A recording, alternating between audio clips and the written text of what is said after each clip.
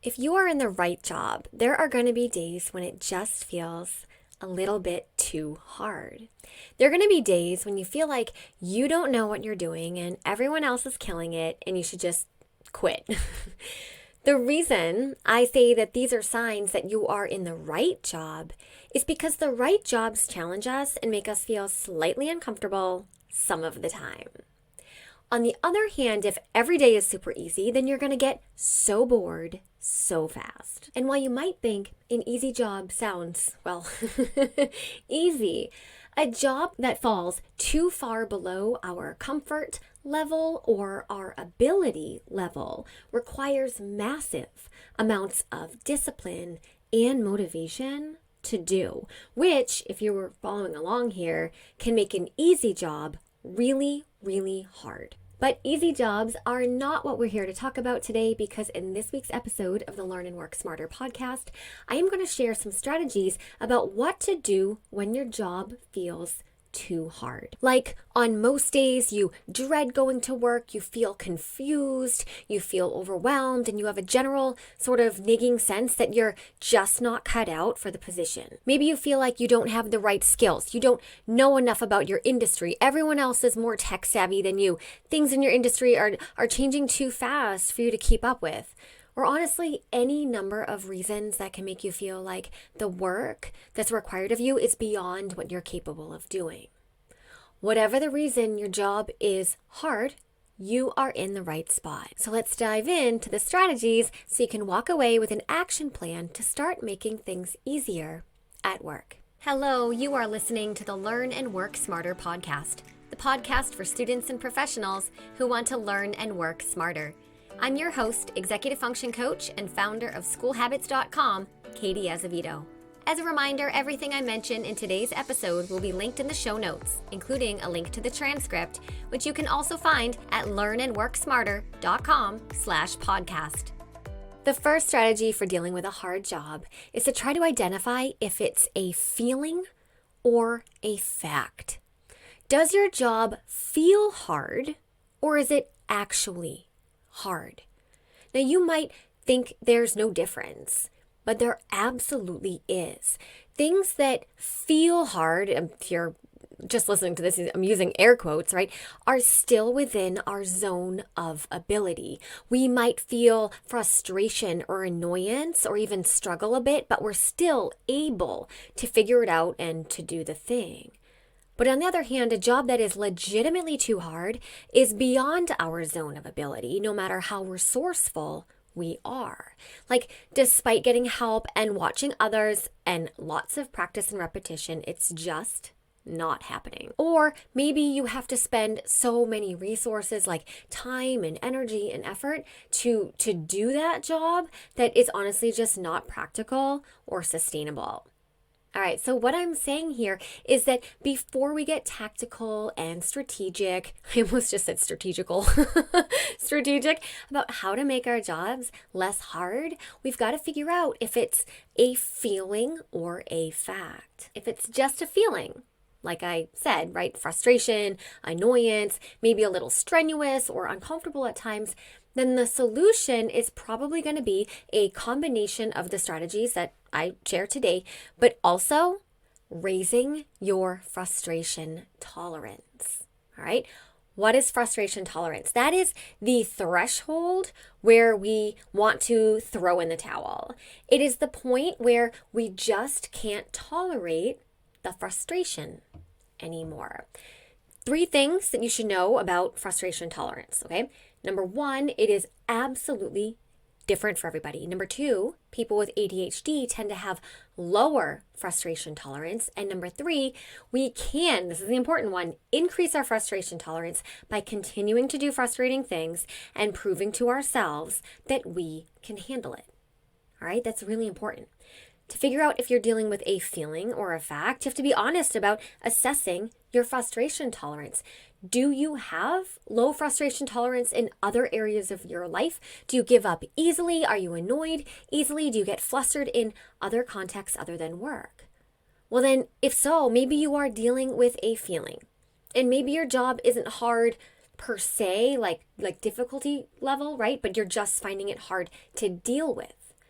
And if that's the case, then like I said, you're going to want to try some of the strategies in the rest of this episode, as well as work on raising your frustration tolerance. All right, so let's move on. Let's assume that you have determined that your job is legitimately hard and it's just not an emotional reaction that you sometimes get to challenge. All right? So then our second tip is to separate things you can control from things you cannot control. Now, I talk about this in an episode where I think it's episode 4, where I give you practical strategies for what to do when you're overwhelmed. But I am going to repeat it here. Whenever we are trying to improve our situation, it is critical that we only focus on the things that we can change. But in order to do this, we have to know the difference between the two. So this is where it's going to take a little work and a little brainstorming. I don't know, you might need like 10 or 20 minutes to do this, and maybe even a pen and paper. Right? But one way to start is to begin by making a list of absolutely everything about your job that you think is too hard. Right? You should generate this list freely and without judgment about what you are writing down. You might just write down like names of people, your commute, a certain project that you're working on, a recurring task that's expected of you, like, I don't know, a weekly report, or maybe software that you can't figure out, the actual quantity of work that you have and finding time to do it within certain working hours. Write it all down in a list. Now, you might be tempted to skip this step, but I am begging you not to. The narrative we have in our heads is so much different when we put it on paper. And if you're truly looking for a solution to dealing with a job that's too hard, you've got to put in this work and clarify what it is that's making things hard. And that starts with a list. Now, the next part of this step involves looking at the list that you have in front of you and getting real about what you can control and what you can't control. Again, the narrative that we have in our head is so much different when we have to put it on paper. So I want you marking up your list with things that you have control over versus things that you don't have control over. Okay, one by one, go through the items on your list and face the music. Ask yourself, can I control this? Is this something that I have the power or ability to tweak in any way? If the answer is truly, truly no, then you've got to cross it off your list, because we will not spend any energy on things that we can't control, right? So what remains on your list should be the items that you have at least some ability to change, even if it's just a little tweak. Okay, so at this point, I want to give you an example because I think everything is better with an example. Let's say that one of the items you have on your list that makes your job hard is that your company just rolled out a new software and it's requiring all employees to use it, right? And you hate this software and you find it really difficult to use, but you know that you have no other choice and you can't pick another software, okay? Is this something that we have control over? So we keep it on our list? Or is this something that we don't have control over and so we're going to cross it off? What do you think? What do you think? See, this is where the work is, right? Being able to look at a situation like this and identify whether something is controllable or not is the challenge, all right? Let's think about it. True, you have no control over the software, but there is absolutely something about this situation that you can control. You can control your skill level. You can ask HR for more training. You can find tutorials online. You can ask a colleague to show you the ropes. You can start writing yourself SOPs every time you figure something out in the software so that you don't forget it the next time you need to do that process, right? There is a lot about the situation that you can control to make that aspect of your job easier, right? Now let's look at another example. Let's say that your job in human resources has gotten really, really hard because you're having to lay a lot of people off. Now, laying people off is hard because we are human and compassionate, and layoffs are complicated, all right? Period. End of story. But at first glance, this might seem like something that you can't control because management is telling you to tell these people they're being let go. And truth be told, you cannot control that. But what you can control is perhaps your system for handling these layoffs. Maybe you can only emotionally handle 1 or 2 layoffs a week. All right, so have that conversation with management that you're hoping you can spread out the layoff schedule. Who knows? They might say okay, right? Maybe you can connect with another person in HR, even at another company, and share strategies for communicating this news to employees. Maybe there's something that you can do after every layoff to recalibrate your emotional state.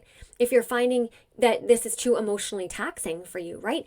Maybe the layoffs are hard not only because of the human component, but there's something about the process that feels disorganized and scattered. So do you need to get more organized in how you handle this part of your job? Right? So what we're doing here is we are creating a master list of all of the things that you find hard and identifying what you can control and what you can't control by looking at every item on your list as if it's something that you can control. Because when we look at the things as if they are within our control, like as a given, we're more likely to find creative ways that we can make tweaks. Does that make sense? And then, depending on what's on your list, the strategies you use to make your job easier will vary. And that brings us to the third tip, which is to organize the 3 most important areas of your life. In episode 9, the 3 most important areas to organize, I talk about task management, time management, and space management.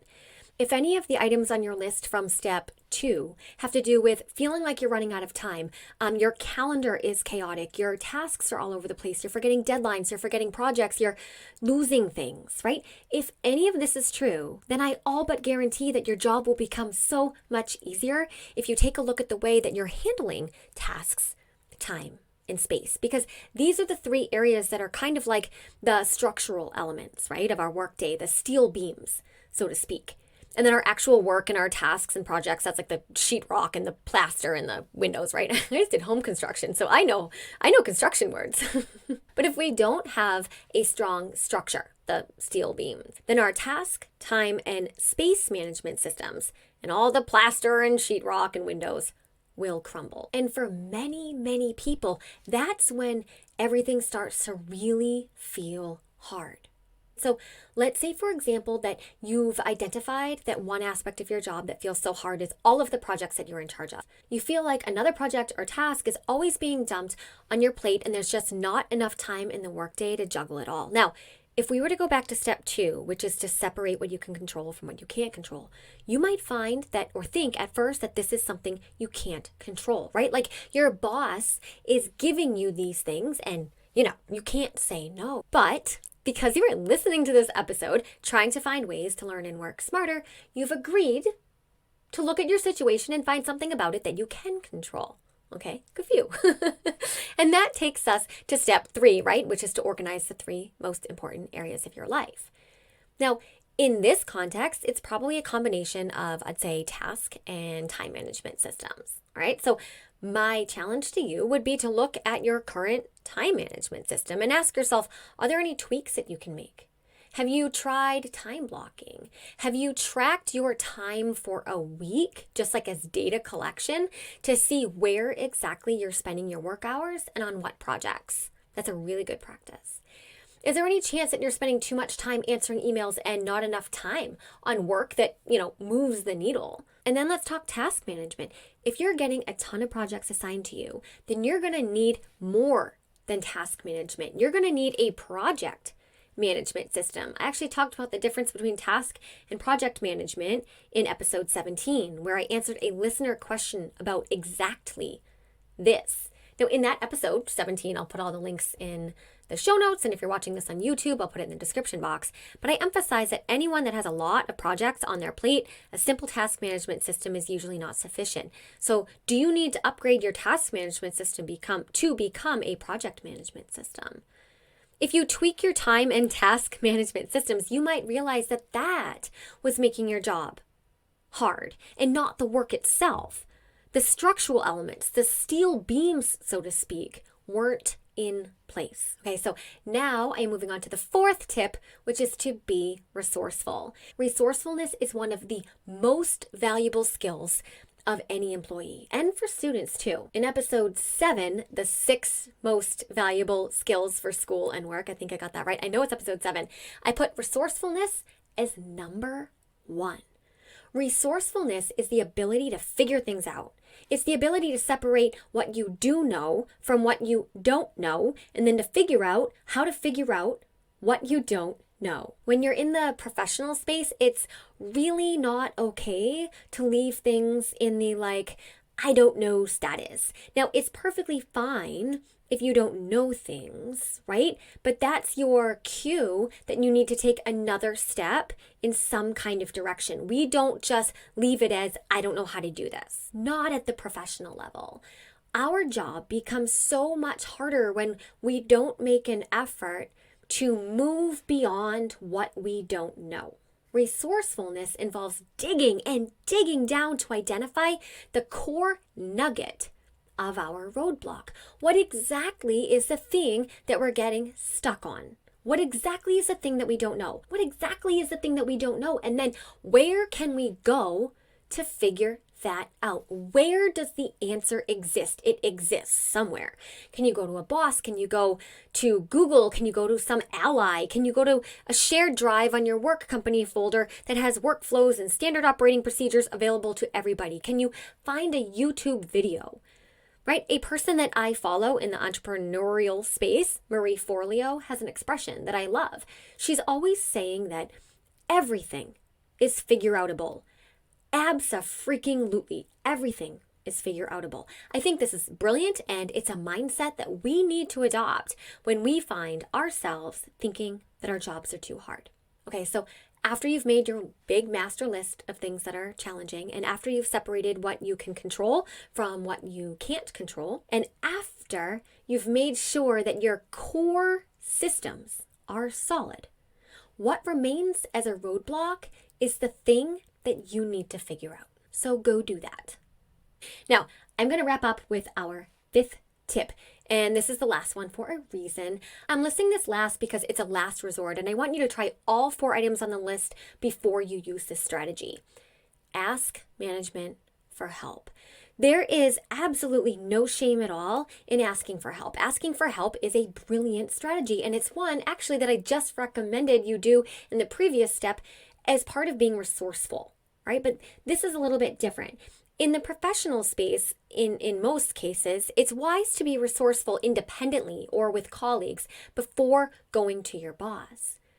But sometimes you can reach a roadblock that all the resourcefulness in the world won't help you get around.